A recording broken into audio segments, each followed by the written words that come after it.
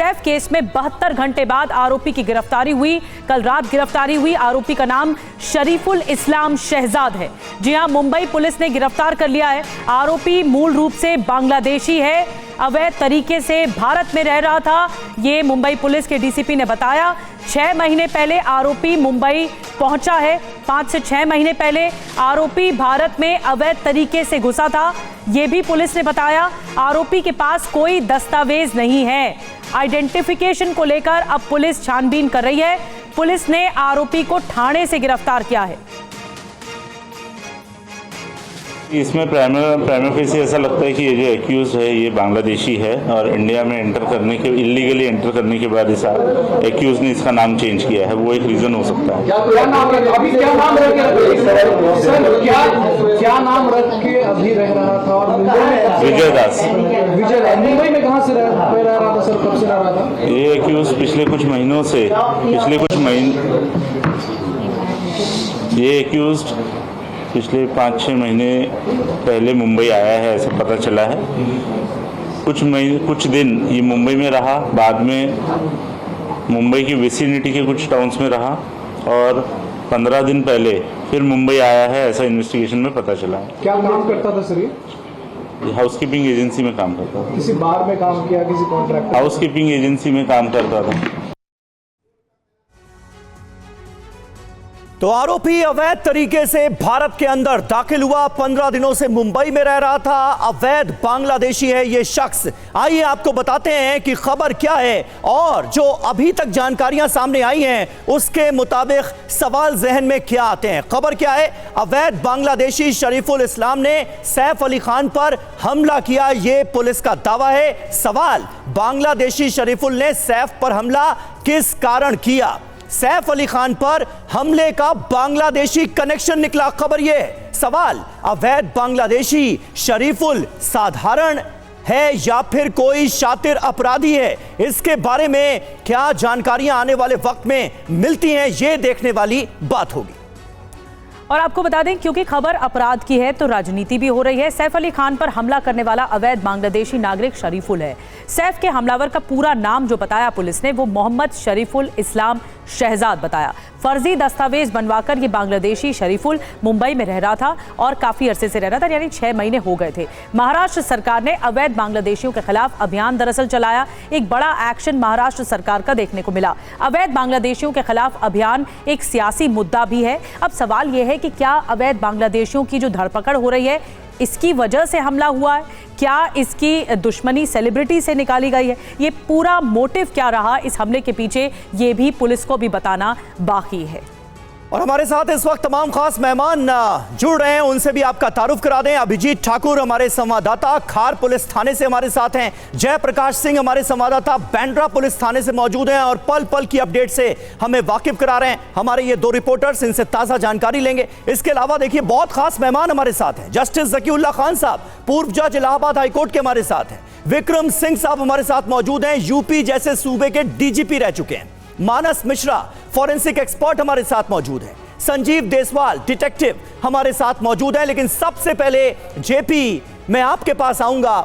Police ने तो दावा कर दिया है कि यही वो शख्स है शरीफुल शहजाद, बांग्लादेशी, अवैध बांग्लादेशी नागरिक जो कि भारत में गलत तरीके से घुसा, 15 दिन से मुंबई में था, इसी ने सैफ अली खान पर हमला किया। इस दावे की पुष्टि कैसे हो रही है? पुलिस ने अपनी इस दलील को वाजिब जायज ठहराने के लिए क्या तर्क दिए हैं, क्या दलीलें दी हैं, ये जरा बता दीजिए हमारे दर्शकों को। जो बिल्कुल समीर, देखिए जो आरोपी हमें सैफ अली खान के जो इमारत में नज़र आ रहा है, सीढ़ियों पर ऊपर चढ़ते हुए, सदगुरु शरण नाम की जो बिल्डिंग है, सीढ़ियों पर चढ़ते हुए रात को करीब 2 बजे के आसपास वो नज़र आ रहा है और फिर सैफ अली खान पर हमला करने के बाद उतरते हुए नज़र आ रहा है। ये वही आरोपी है जिसे गिरफ्तार किया गया है। बांग्लादेशी नागरिक बताया जा रहा है, मोहम्मद शरीफुल इस्लाम शहजाद इसका नाम बताया जा रहा है और बांग्लादेश से ये अवैध रूप से भारत आया। मुंबई में ये हाउसकीपिंग कंपनी के अंदर हाउसकीपिंग का काम करता रहा, फिर कोई क्लब और पब में भी इसने नौकरी की है और उसके बाद ठाणे ये चला गया। ठाणे में भी इसने क्लब में नौकरी की है और वहाँ पर नौकरी करने के बाद ये अलग अलग जगह पर रैकी करता रहा। अभी तक ये जानकारी साफ नहीं हो पाई है कि सैफ अली खान के घर में क्यों घुसा था, लेकिन मुंबई पुलिस ने, बांद्रा पुलिस ने, जहाँ पर मैं खड़ा हूँ, जहाँ पे FIR दर्ज हुई है, बांद्रा पुलिस ने जो मामले दर्ज किए हैं उसमें जो धाराएं लगाई हैं FIR में वो मैं आपको बताता हूँ। जो BNS की FIR नंबर है 85/2025, BNS की धारा है 311, 312, 331 पार्ट 4, 331 पार्ट 4(2) और 331 पार्ट 6, 331 पार्ट 7, यानी कि ऐसी धाराएं हैं जिसमें ट्रेस पासिंग का मामला है, हमला करने का मामला है, किसी को जानबूझकर हथियार से इंजर्ड करने का मामला है और सबसे बड़ी बात यह है कि चोरी के इंटेंशन से किसी के घर में हाउस ब्रेकिंग का मामला है और ये तमाम मामलों के साथ में पासपोर्ट एक्ट भी जोड़ा जा रहा है। सबसे बड़ी कामयाबी की बात इसमें यह है, बड़ी बात यह है कि 72 घंटे की लगातार इन्वेस्टिगेशन के बाद कोई क्लू नहीं था मुंबई पुलिस के पास, ना मोबाइल नंबर था, ना मोबाइल का कोई और दूसरा CDR या कोई डायरेक्ट इनडायरेक्ट एविडेंस थे। सिर्फ CCTV के आधार पर मुंबई पुलिस ने इस आरोपी को ढूंढा। आरोपी कहाँ छुपा हुआ था? आरोपी मैनग्रोव्स के जंगल में छुपा हुआ था। मैं आपको बताऊं, वहाँ पर मोबाइल नेटवर्क नहीं पकड़ता। जो कंस्ट्रक्शन साइट पे काम करते हैं मजदूर, वो अस्थायी रूप से अपना लेबर कैंप बनाते हैं और वहाँ उस लेबर कैंप में ही अपना नाम विजय दास बताकर छुपा हुआ था। किसी को उसने विजय बताया, किसी को विजय दास बताया, लेकिन जब मुंबई पुलिस की टीम ठाणे पुलिस के साथ वहाँ पहुँची और वहाँ पर अपनी छापामारी की तो उसमें यह आरोपी घास का एक बहुत बड़ा इसने बिस्तर बना के रखा हुआ था जंगल के अंदर, वहाँ पर ये सो रहा था। और कुछ लोगों ने, जो स्थानीय लोग थे, उन्होंने बताया कि वहाँ पर एक अनजान शख्स है। तो उसके बाद जब उसको पकड़ा गया तब ये मालूम पड़ा कि ये वही शख्स है जिसने सैफ अली खान पे हमला किया था। बिल्कुल बड़ी जानकारी दे रहे हैं जेपी इस वक्त, और अभिजीत ठाकुर भी हमारे सहयोगी जुड़ गए हैं खार पुलिस थाने से। अभिजीत, थाने में एक तरह से पुलिस ने जाल बिछाकर ये गिरफ्तारी की है। वहां पर लेबर कैंप में कई मजदूरों से पहले पूछताछ हुई और फिर पुलिस ने इसे गिरफ्तार किया। ये गिरफ्तारी के बारे में और क्या जानकारी मिल रही, कैसे गिरफ्तार किया पुलिस ने? ठाणे से गिरफ्तारी हुई है, क्योंकि पहले जानकारी मिल रही थी आरोपी दादर भी गया था, फिर दादर से ठाणे गया।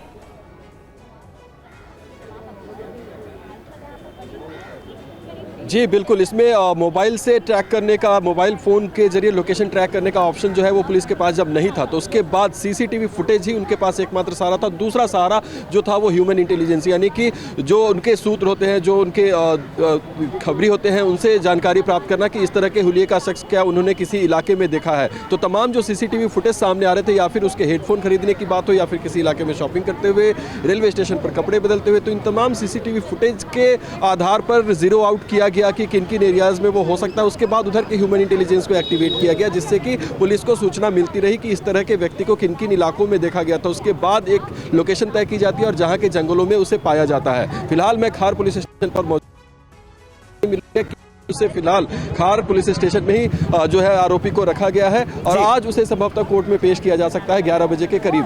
तो ये तमाम जानकारी सामने आ रही है, लेकिन आज कोर्ट में पेश किया जाएगा इस आरोपी को, बांग्लादेशी शरीफुल। जी हाँ, इसी ने इस पूरी वारदात को अंजाम दिया, ये पुलिस ने जानकारी साझा की है और यह भी कहा है कि आरोपी ने अपना गुनाह कबूल कर लिया है। हमारे साथ विक्रम सिंह साहब मौजूद हैं। विक्रम सिंह साहब, जो धाराएं लगाई गई हैं इस आरोपी पर, जिस तरह से इसकी गिरफ्तारी हुई है और जिस तरह से एक सियासी अवैध बांग्लादेशी वाला एंगल भी इसमें सामने आ गया है, कैसे आप देखते हैं इन नई जानकारियों को? और करीना कपूर ने जो बयान दर्ज कराया था पुलिस की पूछताछ में, उसमें साफ तौर पर इस बात का जिक्र किया था कि ये जो शख्स है ये बहुत ज्यादा अग्रेसिव नजर आ रहा था सैफ के साथ जब इसका झगड़ा हो रहा था, लेकिन पास में ही ज्वेलरी रखी थी, उसको इसने छुआ तक नहीं। लेकिन जो धाराएं लगाई गई हैं उसमें चोरी की मंशा का भी जिक्र है। कैसे आप देखेंगे पूरी वारदात को? अमीर जी, निधि जी, नमस्कार। इसमें तो मुझे बहुत ही ज्यादा फॉल्ट लाइंस दिखाई पड़ रही हैं। ये हत्या का प्रयास है। मैं उम्मीद करता हूं कि धारा 109 पुरानी 307 क्यों नहीं लगाई गई। ये कातिलाना हमला था और ये जब हथियार का इस्तेमाल और वायलेंस का इस्तेमाल हुआ तो ये चोरी नहीं, ये रॉबरी है। और बड़ा फर्क है। देशपाल जी आपको बताएंगे कि चोरी में होता है, वायलेंस नहीं होती है, इसमें जो वायलेंस है। अब हम बात आते हैं इसके ऊपर।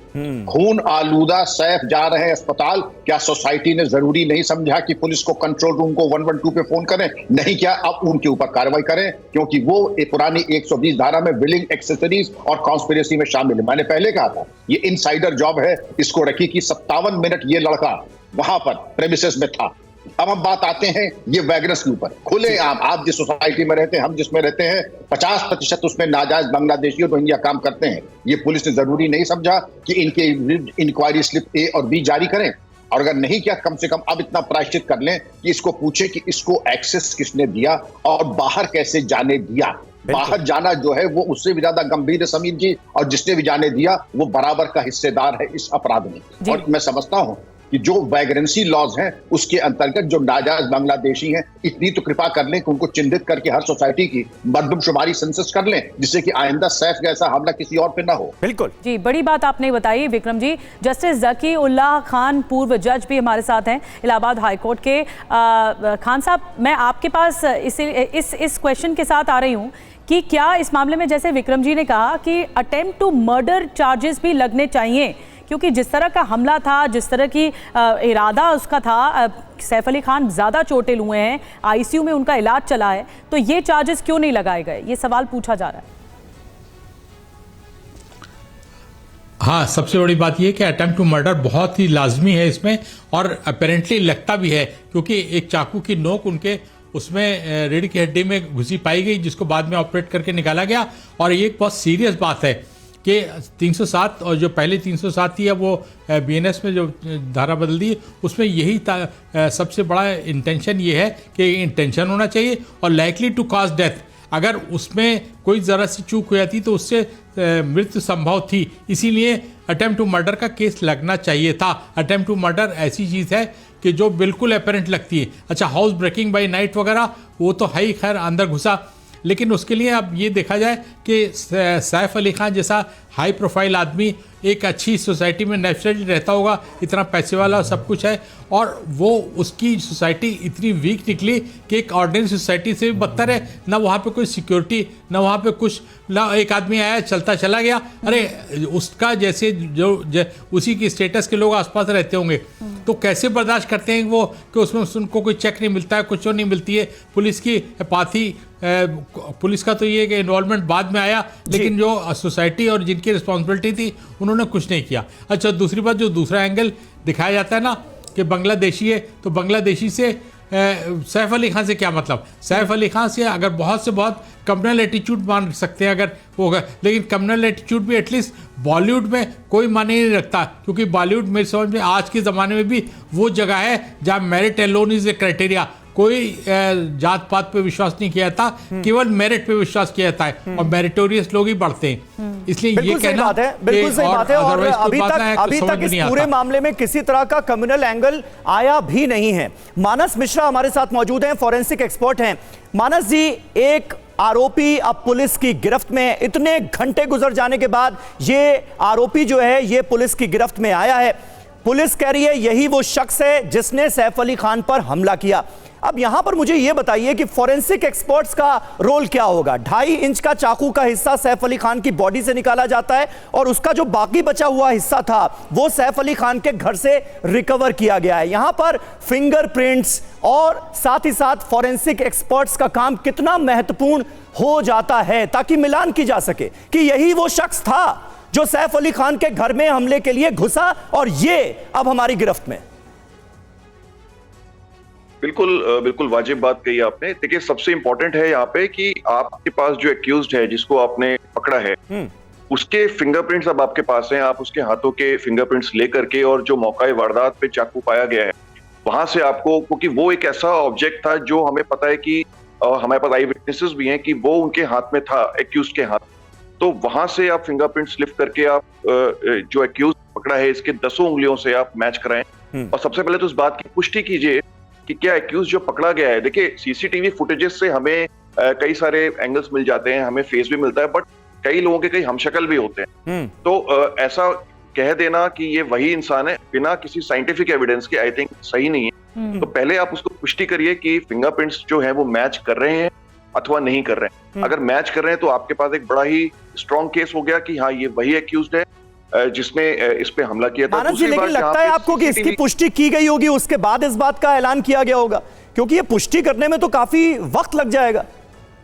बिल्कुल बिल्कुल नहीं, देखिए फिंगरप्रिंट्स की पुष्टि करने में इतना वक्त नहीं लगेगा। अगर फिंगरप्रिंट्स मिल जाते हैं और वहां पे उसको कोई भी एक्सपर्ट जाता है और वो कंपैरिजन करेगा, वो उसको पता है, तुरंत भी बताया जा सकता है, ऐसी बात नहीं है। लेकिन और मुझे उम्मीद भी है कि पुलिस ने इस बात की पुष्टि की होगी, तभी इस बात को एक्यूज्ड उसको पकड़ा गया और तभी उसको वहां से किसी तरह से ट्रेस किया गया। सीसीटीवी फुटेजेस की जहां तक बात है तो सीसीटीवी फुटेज में हमें सही एंगल कई बार नहीं मिलता, लेकिन fingerprints is a pure science. Fingerprint के जरिए अगर ये साबित हो जाता है कि वो उंगलियों के निशान सेम थे, एक तो बड़ा सबूत इसके अलावा मुझे नहीं लगता कि किसी चीज की और कंफर्मेशन की जरूरत मानस जी, बड़ी बात आपने बताई, ये बड़े सबूत होते हैं अगर फिंगरप्रिंट्स का मिलान हो जाता है, और ये कर लिया गया होगा क्योंकि पुलिस ने डंके की चोट के साथ जो प्रेस कॉन्फ्रेंस की उसमें बताया कि आरोपी कौन है। संजीव जायसवाल जी भी हमारे साथ हैं, डिटेक्टिव हैं आप। संजीव जी, देखिए कई अभी भी सवाल ऐसे हैं जो क्लूलेस हैं, यानी ये कि इसकी एंट्रेंस कैसे हुई, ये फायर एग्जिट से एंटर कर रहा था, सिर्फ एक सीसीटीवी मात्र उसका है अभी पुलिस के पास, लेकिन इसकी एंट्रेंस पर कई सवाल है। इतनी हाई सिक्योरिटी जोन है, सेलिब्रिटी रहते हैं आसपास के रेडियस में, सलमान खान भी रहते हैं, शाहरुख खान भी रहते हैं, तो कैसे हुआ होगा? इसमें अब डिटेक्टिव्स की भी क्या मदद ली जाती है क्लू फाइंड करने के लिए, पॉइंट्स फाइंड करने के लिए, कि कैसे एंट्रेंस हुआ होगा? देखिए, डे वन से मुंबई पुलिस का ये कहना कि हमारे पास जो फिंगरप्रिंट्स हैं उनका मिलान हमारे डाटाबेस से नहीं हो रहा, और इसी बेस पे मैंने कई टीवी डिबेट्स में ये कहा कि जब आपके पास किसी ऐसे शातिर अपराधी का डाटाबेस नहीं है तो ये अपराधी या तो कहीं दूर कहीं जगह से आया है, ऐसी जगह से जहां पे एक्सपोजर नहीं है टीवी और इसका, और सेकेंडली ये हो सकता है बांग्लादेशी। और सबसे बड़ी बात मैंने ये भी शुरू में कहा था कि जब तक कोई पुलिस स्टाफ ये एस्टैब्लिश नहीं करेगा कि एंट्री कैसे हुई, जो अभी तक पुलिस ने नहीं बताया है, वो अपने आप में बहुत इंपॉर्टेंट है। क्योंकि मैं ये मान ही नहीं सकता कि एक आदमी विदाउट रैकी, बिना किसी इंफॉर्मेशन, इनसाइडर की कोई मिली भगत के बिना सीधा 10 फ्लोर को छोड़ के 11वें फ्लोर पे एंट्री करता है, और वो भी एंट्री ऐसी जहां पे बायोमेट्रिक्स कहते हैं आपके लॉक्स लगे हुए हैं, बहुत सारी सिक्योरिटीज है, इस सबको धक्का बताते हुए आदमी अंदर घुस जाता है। और वो ऐसा बांग्लादेशी जो ये कहता है कि मैं 6 महीने पहले आया, इसका मतलब उसका क्या बैकग्राउंड बांग्लादेश का हमें मिलेगा कि वो कितना बड़ा क्रिमिनल था। हमारे पास ये इंफॉर्मेशन बहुत जरूरी है कि वो देश में कब आया, कहां से आया, कब उसने एंट्री करी, इतने दिन वो कहां रहा, जब उसने एंट्री करी अपने हमारे देश के अंदर, और जब उसने अटैक किया सैफ अली के बीच में, इस बीच में जितना भी समय है, इस समय के बीच में वो कहां कहां रहा, किस किस के साथ रहा, किस किस से मिला, क्या उसकी मूवमेंट्स हैं, ये सारी की सारी बातें इन्वेस्टिगेशन की हैं। जब तक आप ये एस्टैब्लिश नहीं करेंगे कि उसकी एंट्री कैसे हुई है उस घर के अंदर, बिल्कुल एंट्री एस्टैब्लिश करना बहुत ज्यादा जरूरी है, और अंदर वाला कोई मिला हुआ था कि नहीं पुलिस मिला को हुआ था। इससे जुड़े सारे सबूत पेश करने होंगे अदालत में। आज इस आरोपी को कोर्ट में भी पेश किया जाएगा, लेकिन इस वक्त एक बड़ी जानकारी, इस आरोपी से जुड़ी एक बड़ी जानकारी टीवी 9 भारतवर्ष आपको देने जा रहा है। बांग्लादेशी कनेक्शन इसका सामने आया है, शरीफुल शहजाद नाम है, और इसे लेकर देखिए बड़ा खुलासा हुआ है टीवी 9 पर। शरीफुल के बांग्लादेश का पता अब हम आपको दिखाने जा रहे हैं। बांग्लादेश के झलोक काठी इलाके का रहने वाला है शरीफुल। ये एक अहम जानकारी सामने आ रही है। झलोक काठी जिले के राजा बरिया का निवासी है ये शरीफुल शहजाद नाम का शख्स, जिसे सैफ अली खान पर हमले का मुख्य आरोपी भी पुलिस की तरफ से बताया गया है। जेपी हमारे संवाददाता इस वक्त मौजूद हैं। जेपी, अभी थोड़ी देर पहले ही हमारे साथ जो डिटेक्टिव मौजूद हैं वो इस बात का जिक्र कर रहे थे कि 6 महीने पहले ही यहां आया है, यानी इसके बारे में कोई रिकॉर्ड हमारी पुलिस के पास तो होगा नहीं, लेकिन अब बांग्लादेश का पता सामने आया तो बहुत कुछ वहां से मुमकिन है पता चल जाए। जी बिल्कुल समीर, और ये मैं आपको बता दूं कि बांग्लादेश में इसका नाम क्या था। बांग्लादेश में इसका नाम मोहम्मद रोहिला अमीर फ़कीर, उम्र 30 साल, और ये रहने वाला राजा बारिया, थाना नौल सिटी, जिला झालोकाठी, बांग्लादेश। झालोकाठी जिले के नाला बेरिया इलाके का ये रहने वाला, नाला सिटी इलाके का रहने वाला, और राजा बारिया इसके मोहल्ले का नाम। तो वहाँ से ये बांग्लादेश के पश्चिम बंगाल और बांग्लादेश के बॉर्डर को क्रॉस करते हुए पहले बांग्लादेश रुका और वहाँ से ये मुंबई आया। मुंबई डायरेक्ट आने के बाद दादर से वो कहाँ पर गया, इसकी एक तफ्तीश तहकीकात की जा रही है। और सबसे बड़ी बात, इनसाइडर कौन था जो सैफ अली खान के घर में इसको घुसाने में जिसने मदद की होगी। सैफ अली खान के घर में जैसे मुंबई पुलिस का कहना है कि पहली बार ये गया, अगर ये पहली बार गया तो पहली बार में इसको कैसे मालूम कि लिफ्ट से नहीं सीढ़ियों से जाया जाता है। डक की जो सीढ़ियां हैं वो ऊपर की तरफ जाती हैं। Saif Ali Khan 10th, 11th, 12th floor पे उनका ट्रिप्लेक्स फ्लैट है और ये ट्रिप्लेक्स फ्लैट के ऊपर उनका स्विमिंग पूल है। 13th फ्लोर पर जहाँ का जो ऊपर का टेरेस है वो खुला रहता है। तो टेरेस के दरवाजे से वो अंदर कैसे आया, क्योंकि मेन डोर सैफ अली खान के 11th फ्लोर का बंद था और ये 11th फ्लोर पर पहुंचा। वहां पर ये जो लीमा नाम की नौकरानी है उससे ये हाथापाई करने लगा। चोरी का इंटेंशन समझ में आता है वहां तक, लेकिन उसके बाद जब इसने ब्लेड निकालकर लीमा पर अटैक किया, अरुणिमा फिलिप्स जिनका नाम है, उसके बाद सैफ अली खान बीच में आए। इन्होंने सैफ अली खान पर अटैक किया, 6 स्टैब्स किया है, 6 बार वॉर किया है। यानी आप समझ सकते हैं कि किस तरह से खूंखार तरीके से इसने रणनीति बनाई। तो जेपी, दर्शकों को हम बता दें, लार्जर कॉन्स्पिरेंसी का भी मामला बनता है। जेपी, मैं आपको रोक रही हूँ, 1 मिनट आपके पास वापस आ रही हूँ।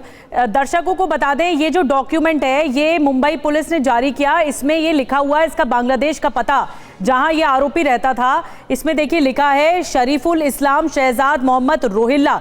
यानी जेपी जैसे बता रहे थे कि बांग्लादेश में इसका नाम अलग था, मोहम्मद रोहिल्ला अमीन फकीर रहा। और ये आयु जो बताई जा रही है, यानी उम्र बताई जा रही है 30 साल, जिसमें राजा बरिया, थाना नॉल सिटी और जिला झलोकाठी बांग्लादेश, ये बताया जा रहा है बांग्लादेश का पता।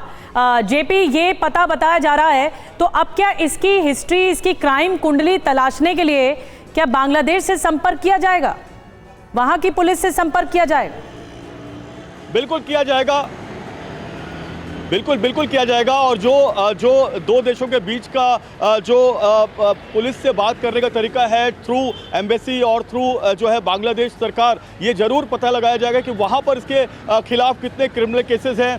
ये अपने बैग में क्या लेकर चलता था। जो काले रंग की फास्ट ट्रैक की बैग हमने देखी है अलग अलग दादर की सीसीटीवी में, बांद्रा की सीसीटीवी में, खार वेस्ट की सीसीटीवी में, वो फास्ट रंग की बैग के अंदर ये क्या रखता था ये भी मैं आपको बता दूं TV9 भारतवर्ष के दर्शकों को कि एक लकड़ी जैसा वहां पर हथियार अपने बैग में ये हमेशा रखता था, जो इतना मोटा होता था कि अगर किसी के सर पे लग जाए तो उसकी मौत हो सकती है। दूसरा, इसके पास हेक्सा ब्लेड जो है 2-3 हेक्सा ब्लेड इसके बैग में पड़े रहते थे। कुछ कपड़े होती थी, कुछ किताबें होती थी और खाने पीने के सामान होते थे, जिसमें खजूर भी इसके बैग में था। तो ये सारी चीज़ें इसके बैग में मिली हैं और ये जगह बदल कर नौकरी कर रहा था। इसके पास डॉक्यूमेंट पुख्ता नहीं थे, तो क्या इसने डॉक्यूमेंट्स कुछ सिंडिकेट से बनवाया जिसमें भारत सरकार के जो डॉक्यूमेंट्स हैं, आधार कार्ड, पैन कार्ड, पासपोर्ट, ये इसने कहां से बनवाया? बिल्कुल। और अगर वाकई ऐसा है तो आप सोचिए 6 महीने पहले ही कोई शख्स बांग्लादेश से अवैध तरीके से हमारे देश में दाखिल होता है, 15 दिन से मुंबई में रह रहा था, न जाने कहां इसने नौकरी की है।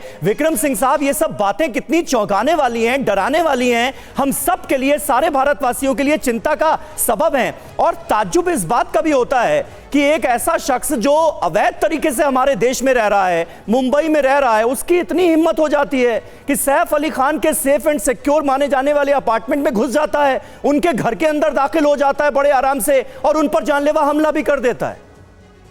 समीर साहब, ये वेकअप कॉल है देश के लिए। आप समझ ले ये कितने शातिर दिमाग का है। ये वो हथियार लेके चलता है, लकड़ी का कुंदा और हैक्सॉ ब्लेड, कि अगर कहीं तलाशी हो भी जाए तो साहब मैं तो मिस्त्री आदमी हूं, ये लेके चलता हूं अपनी मिस्त्रीगिरी के काम में। तो इसकी शातिर दिमाग की और technological intelligence, polygraph test, lie detector, ये तो होगा ही होगा, बांग्लादेश से पता लगे। लेकिन जो आपने कहा, हर इलीगल बांग्लादेश माइग्रेंट और हर रोहिंग्या जो भारत में है, टिकिंग टाइम बॉम्ब है। मैं फिर कह रहा हूं, टिकिंग टाइम बॉम्ब है। अभी जो सैफ के साथ हुआ है, ये हमारे आपके साथ, किसी के साथ कभी भी कर सकते हैं, क्योंकि इसके दिमाग में अपराध है, इसकी दिमाग की वायरिंग पूरी तरीके से आपराधिक प्रवृत्ति से ओतप्रोत है। और मैं चाहूंगा इतनी कृपा तो हम अपने ऊपर कर लें, अब हम चिन्हित कर लें इनको, न कि ये हमारी अमानत। समीर साहब, कुछ हमारे ऐसे राजनीतिक कि ये हमारी अमानत है। अगर ये आपकी अमानत है तो सैफ और उनकी परिवार क्या है आपके लिए, इसका जरा प्रश्न उत्तर दे दीजिए जरा। जी विक्रम साहब, बड़ी बात आप कह रहे हैं, लेकिन जस्टिस खान सर, मैं आपके पास आ रही हूँ। इसमें कितने सारे सिक्योरिटी लैप्सेस हैं, ये अब जाकर और ज़्यादा खुलासा हो रहा है।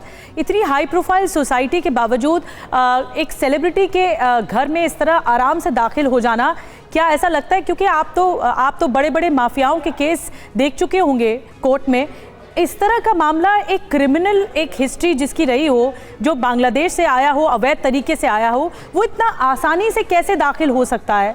क्या इसके पीछे मंशा रही होगी? मोटिव क्लियर नहीं है, अभी भी मोटिव को लेकर एक संदेह है कि क्या वाकई चोरी करना चाहता था, किससे संपर्क में था, कैसे अंदर दाखिल हो गया, कितना बड़ा सिक्योरिटी लैप्स है?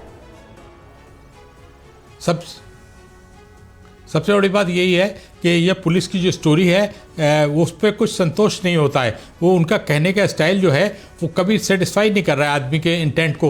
वो कहता है कि साहब अच्छा वो आदमी ऐसा चाकू लिए था जो टूट भी गया। अगर इस टाइप के इरादे से आदमी मारने के इरादे से आता है या वो जस्टिस खान, माफ कीजिएगा, आपको बीच में रोक रहा हूं, आप यहीं से चाकू, आप यहीं से अपनी बात, चलिए ठीक है, आप अपनी बात कंप्लीट कर लीजिए। कोई खास मेहमान हमारे साथ जुड़ रहे थे फोन लाइन पर, इसलिए मैंने आपको बीच में रोका। कंप्लीट करें सर। अच्छा, ऐसा है कि जो पुलिस ने जो फैक्ट्स और सर्कमस्टांसेस रखे हैं ये बिलीवेबल नहीं है, ऐसा उम्मीद नहीं की जा सकती है, क्योंकि इसका एक अगर हो सकता है तो इसका गैंग या कुछ ऐसा हो सकता है जिसने इसको भेजा हो, वरना सैफ अली खान कोई क्या जाने, और सैफ अली खान से इसकी क्या रंजिश, कोई बात नहीं। अब किसी अगर सोसाइटी में घुसता तो ऐसी सोसाइटी में घुसता, अगर हाई प्रोफाइल जहाँ अगर उसको पैसे ही कमाना था या चोरी करना थी तो कुछ करता। और रॉबरी का जो सवाल है, रॉबरी तो इसलिए नहीं हो सकती कि रॉबरी का मतलब है पुटिंग ए पर्सन इन, बिल्कुल सर, बातचीत आपसे जारी रहेगी। इस वक्त हमारे साथ बीजेपी नेता किरीट सोमैया फोन लाइन पर जुड़ गए हैं। किरीट सोमैया जी, ये बांग्लादेशी कनेक्शन जो सामने आया है, इसे लेकर आप क्या कहेंगे? बड़ी हैरत हो रही है ये जानकर कि एक ऐसा शख्स जो 6 महीने पहले ही अवैध तरीके से हमारे मुल्क में दाखिल हुआ, कुछ दिनों से मुंबई में रह रहा था, वो सैफ अली खान के सिक्योर अपार्टमेंट में घुस जाता है, उनके ऊपर जानलेवा हमला कर देता है। वास्तव में उसका जवाब तो आपने राहुल गांधी और कांग्रेस के नेताओं को पूछना चाहिए। वोट जिहाद के नाम पर इस प्रकार के लोगों का समर्थन करते हैं। ये जो घुसपैठिए जो है उसमें से कोई इस प्रकार के किलर भी होते हैं, हायर्ड किलर। तो देश की और महाराष्ट्र मुंबई में तो अभी टारगेट किया गया है कि लाखों की संख्या में घुस के आ रहे हैं।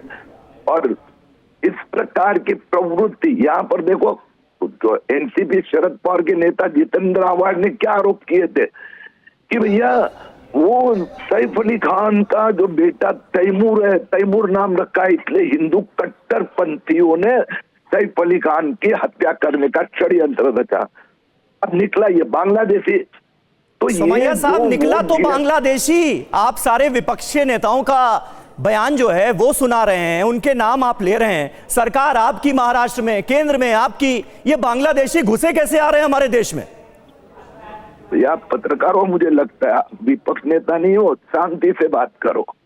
तो पहली बात यह है कि ये जो बांग्लादेशी घुसखोर के खिलाफ जब सरकार मुहिम चलाती है तब विपक्षी नेता पॉलिटिकल प्रेशर लाते हैं। मैं अभी बात कर रहा हूँ, 2 दिन पहले मैं मालेगांव में गया, वहां 4000 बांग्लादेशियों ने सर्टिफिकेट के लिए एप्लीकेशन किया, कांग्रेस के सांसद ने समर्थन किया। यानी किरीट सोमैया साहब, आप ये कह रहे हैं कि विपक्ष का दबाव इतना ज्यादा है कि सरकार चाहते हुए भी काम नहीं कर पा रही है बांग्लादेशी, जो अवैध बांग्लादेशी उनके खिलाफ? देखो, एक बात फिर से समझ लो, यू आर अ जर्नलिस्ट, आप पक्के नहीं, मैं बोल रहा हूँ, बीच में मत बोलो। किरीट सोमैया साहब, इसीलिए आपसे पूछ रहा हूं, आप कह रहे हैं कि विपक्ष का दबाव बहुत ज्यादा है। नहीं, मैं बीच में सवाल तो पूछूंगा ना, काउंटर क्वेश्चन तो होंगे। आप कह रहे हैं कि विपक्ष का दबाव ज्यादा है, विपक्ष के दबाव की वजह से सरकार काम नहीं कर पा रही है। जवाब पूरा होने के बाद में पूछो। जी बोलिए, नहीं दे रहे हो, बोलिए, जवाब दीजिए। देने दो, बीच में मत इंटरफियर करो। अरे बोलिए किरीट जी। हाँ, तो चांद बैठिए। मैं ये कह रहा हूँ कि मालेगांव में 2 दिन पहले मैं गया, 4000 बांग्लादेशियों ने गलत ढंग से बर्थ सर्टिफिकेट लेने का प्रयास किया, मुहिम चलाई, तो वहां की कांग्रेस की सांसद ने विरोध किया कि क्या कर रहे हो। मैं गया अमरावती, वहां पर कांग्रेस के सांसद वानखेड़े ने विरोध किया।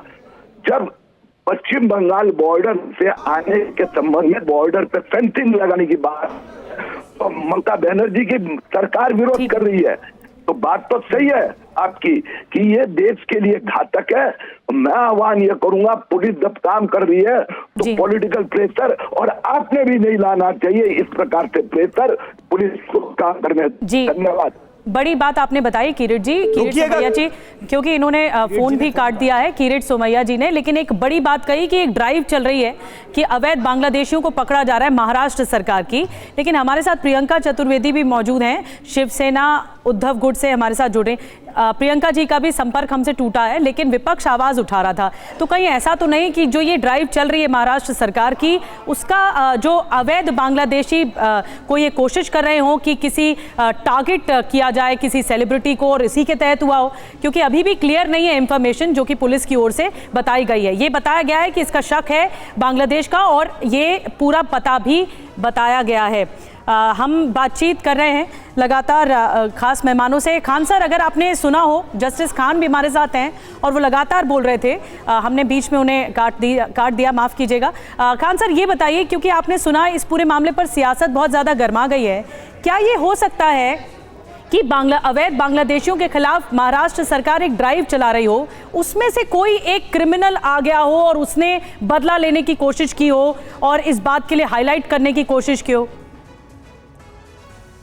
माफ कीजिए सर, मैं एक बार फिर आपको रोकूंगी क्योंकि लगातार हमारे साथ गेस्ट जुड़ रहे हैं। प्रियंका चतुर्वेदी एक बार फिर जुड़ गई हमारे साथ। प्रियंका जी, बीजेपी लगातार ये कह रही है कि विपक्ष जो आवाज उठाता है अवैध बांग्लादेशियों के खिलाफ वो गलत है, हमारी जो कोशिश है वो चुन चुनकर अवैध को बाहर निकालने की है।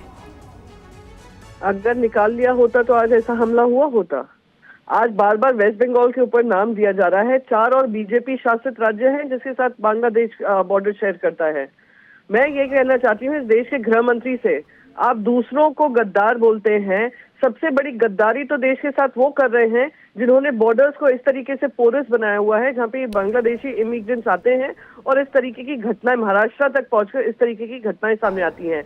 इनको डॉक्यूमेंट्स भी मिल जाते हैं, इनको रोजगार भी मिल जाते हैं और ये फिर इस तरीके के काम करते हैं। मैं राज्य के गृह मंत्री से पूछना चाहती हूँ कि क्यों नहीं आइडेंटिफाई कर पा रहे? सब लोग राजनीति पूरी करना चाहते हैं पर जनता को सुरक्षित रखने का किसी का जिम्मा नहीं है। प्रियंका चतुर्वेदी जी, यही सवाल अभी बीजेपी के नेता किरीट सोमैया हमारे साथ थे, उनसे मैंने यही कहा कि भाई महाराष्ट्र में भी आपकी सरकार, केंद्र में भी आपकी सरकार, फिर बांग्लादेशी आ कैसे जा रहे हैं? वो ये कह रहे हैं कि जब जब हम ड्राइव चलाते हैं अवैध बांग्लादेशियों के खिलाफ तो ये विपक्षी दलों के नेता, कांग्रेस हो, शिवसेना, यूबीटी हो, ये लोग उनके साथ खड़े हो जाते हैं, इसलिए सरकार अपना काम नहीं कर पा रही। क्या भाई साहब, मैं किरीट सोमैया जिसका खुद का वीडियो वर्ल्ड फेमस है उसका जवाब तो देने बैठी नहीं हूँ। हम लोग कितना भी कोई भी, अगर ये जो आरोप लगा रहे हैं, सत्ता में कौन है? किसने सबसे ज्यादा राजनीति की है? कौन आकर बार बार बांग्लादेशी इमिग्रेंट्स के बारे में बोलता है, इलीगल इमिग्रेंट्स के बारे में बोलता है? 4 राज्य जो आप जिसमें आपका शासन है वो बॉर्डर शेयर करते हैं बांग्लादेश के साथ। नहीं, यही तो सवाल है, यही तो सवाल है। और ये बहुत चिंताजनक है प्रियंका जी, बहुत चिंताजनक है सभी नागरिकों के लिए, भारत के नागरिकों के लिए। लेकिन बीजेपी ये कह रही है कि ये अवैध बांग्लादेशी चूंकि ऑपोजिशन की पार्टियों के वोट बैंक हैं, इसलिए आप लोग इनके साथ खड़े हैं। भाई साहब, ऐसा है, वो क्या कह रहे हैं, मेरे सवाल बहुत स्पष्ट है, उनकी बातों का जवाब तो देने नहीं आई हूँ। राज्य सरकारें किसकी हैं? भारतीय जनता पार्टी की। महाराष्ट्र राज्य शासन किसका है? भारतीय जनता पार्टी का। केंद्र में किसका शासन है? भारतीय जनता पार्टी का। फिर भी जिम्मेदारी बिल्कुल प्रियंका जी, तो ये तो सवाल ही लाजमी नहीं होता है। बिल्कुल, आप बड़ी बात कह रही हैं, लेकिन एक हमला हुआ है और एक सेलिब्रिटी पर हमला हुआ है, चाकू से हमला हुआ है और उनकी जान बची है, बाल बाल बचे, इसलिए सवाल ज्यादा खड़े हो रहे हैं। बहुत बहुत धन्यवाद हमसे बातचीत करने के लिए। हमारे साथ लगातार और भी मेहमान हैं जिनसे हम बातचीत कर रहे हैं। जस्टिस खान, एक छोटा सा रिएक्शन, फिर मैं बाकी मेहमानों के पास जाऊंगी। इस पर सियासत नहीं होनी चाहिए, ये फाइंड आउट किया जाना चाहिए कि इसका ओरिजिन क्या है और कहीं और क्रिमिनल गतिविधियों को आगे तो नहीं बढ़ा रहा।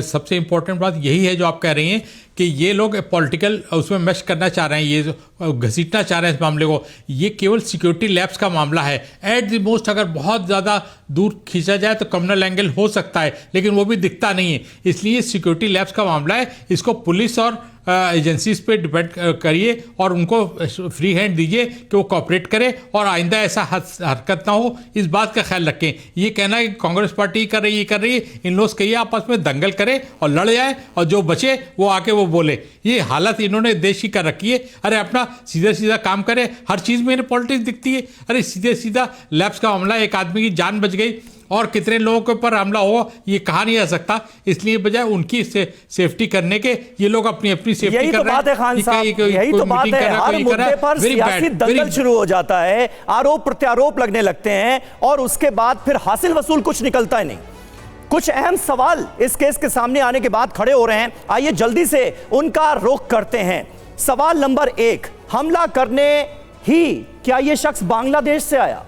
हमले के पीछे क्या कोई कॉन्स्पिरेसी है, कोई साजिश है? सैफ अली खान के घर में ही यह शख्स क्यों दाखिल हुआ, जबकि 6 महीने पहले तो यह भारत ही आया है, कुछ दिनों से मुंबई में रह रहा था और सीधे सैफ अली खान के घर में एंट्री। सैफ पर ही इसने हमला क्यों किया? सैफ के घर में इसकी एंट्री कैसे हुई? क्योंकि फोर्स्ड एंट्री के तो कोई सबूत ही नहीं मिले। भागने में किसी ने मदद की क्या? ये अपने आप में बहुत इंपॉर्टेंट। शरीफुल के पीछे क्या कोई और भी है? ये अपने आप में वो अहम सवाल हैं जो अभी भी अनुत्तरित हैं। विक्रम सिंह साहब हमारे साथ मौजूद हैं। सर, आप कुछ ऐड करना चाह रहे थे विक्रम सिंह साहब। और अभी आपने देखा, हमने शिवसेना यूबीटी जो कि इस वक्त ऑपोजिशन में, उससे भी बात कर ली, बीजेपी के नेता से भी बात कर ली। वो तो सीधे सीधे ऑपोजिशन के लीडर्स को जिम्मेदार ठहरा रहे हैं कि भाई दबाव हमारे ऊपर डाल दिया जाता है। मतलब ये कोई तर्क हुए क्या? समीर साहब, बड़ी विनम्रता के साथ अपने राजनीतिक मित्रों को मैं प्रणाम करता हूं। यही हमारी समस्या है, अपनी जिम्मेदारी न उड़ना और आपके ऊपर अहंकार दिखाना अपना। आप ठसक किसके ऊपर दिखा रहे हैं? अपनी गलती तो मानने का साहस आप में है नहीं, अपनी जिम्मेदारी लेने का साहस आप में है नहीं। नैतिकता के नाम पर आप दूसरे पे ढकेल रहे हैं। कम से कम अगर आज आप कम से कम ये तय कर लेते कि आप ये एक समस्या है, इसका निराकरण होना चाहिए। पूरी क्राइम स्टोरी का कि गिरफ्तारी तो हो गई है, आरोपी की, हमलावर की गिरफ्तारी हो गई है, लेकिन अब पूरी चुनौती पुलिस के पास है कि पुलिस इस केस को कैसे आगे रखती है और इस मामले में और क्या क्या खुलासे होते हैं। बहुत बहुत धन्यवाद आप तमाम खास मेहमानों का, मानस मिश्रा आपका भी और संजीव देशवाल आपका भी।